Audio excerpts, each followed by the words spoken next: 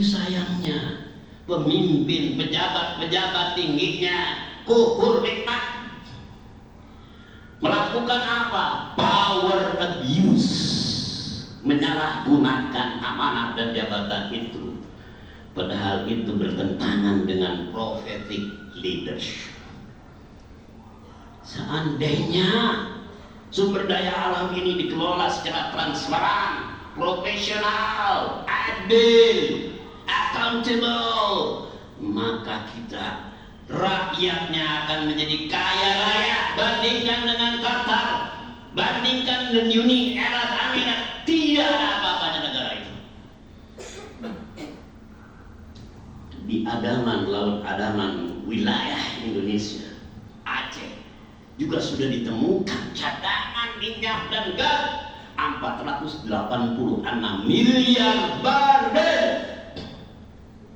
Kalau itu betul, maka kita akan menjadi negara dengan sumber daya alam minyak paling besar, mengalahkan Venezuela, mengalahkan Saudi Arabia, mengalahkan Iran dan Irak.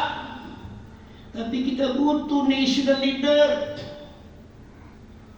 yang berpikir untuk apa? Untuk umat, bukan untuk dia, kelompoknya, jamaahnya, partainya.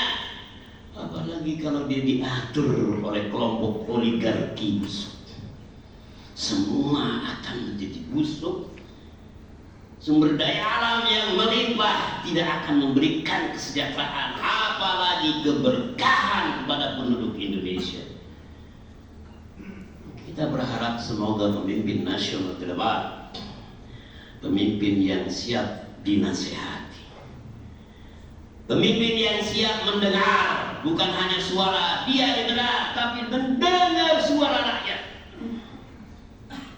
Bukan tokoh-tokoh atau ketua-ketua umum yang hanya bersikap untuk kepentingan dirinya dan partainya, tapi demi kepentingan umat Islam. Ma'asyiral muslimin wa zumratal muwahhidin, atsabakumullah jami'an. Yang ketiga, Muhammad Rasulullah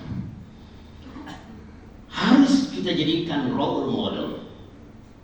Di sektor ekonomi kita harus seperti beliau. Jadi pedagang bukan hanya menjadi pegawai. Pegawai oke, tapi sisa waktu kita bisa berdagang, berniaga. Berapa lama Nabi Muhammad menjadi pedagang? 28 tahun, dari umur 12 sampai umur 40 menjadi pedagang. Itulah profesi para nabi, termasuk Nabi Daud alaihissalam.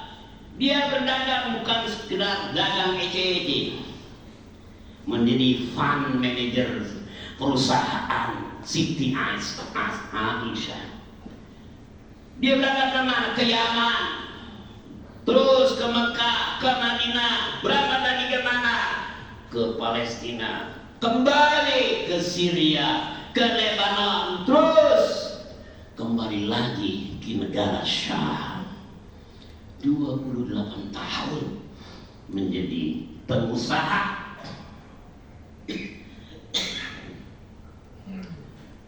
Jemaah sekalian yang dimuliakan Allah Subhanahu wa taala, salah satu kelemahan umat Islam saat ini adalah kita hanya pandai berbicara tentang ekonomi, tapi kita tidak berani untuk memulainya.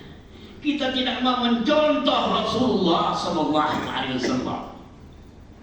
Sebelum dia menikahi Siti Khadijah, dia tahu Siti Khadijah orang hebat, orang kaya, minal agniya. Dia tidak sembarangan mengasih mahar. Berapa mahar yang diberikan Muhammad kepada Siti Khadijah? 20 onta. Satu onta 40 juta kali 20, 800 juta rupiah. Mengapa beliau seperti itu? Dia tidak mau menjatuhkan martabat dan status sosial Siti Khadijah. Oleh karena itu, kita harus menjadi pengusaha, harus menjadi peniaga, karena itu adalah sunnatun min sunanil anbiya, bukan hanya nikah sebagai tradisi Rasulullah, tapi dagang bagian yang tidak terpisahkan dari tradisi Muhammad sallallahu alaihi wasallam. Qala Allah Ta'ala fi kitabihil karim, a'udzu billahi minasyaitonir rajim. Innallaha wa malaikatahu yusholluna 'alan nabi ya ayyuhalladzina amanu shallu 'alaihi wa sallimu taslima. Wallahu 'anil khulafa'ir rasyidin al-arba'ah Abi Bakr wa Umar wa Utsman wa 'Ali wa 'anis sittatil baqin al-mubasysyirin bil jannah birahmatika ya arhamar rahimin. Nafa'ana wa iyyakum bima fihi minal ayati wal dzikril hakim wa taqabbalallahu minna wa minkum tilawatah wa ya fawzal mustaghfirin wa ya najatat taibin.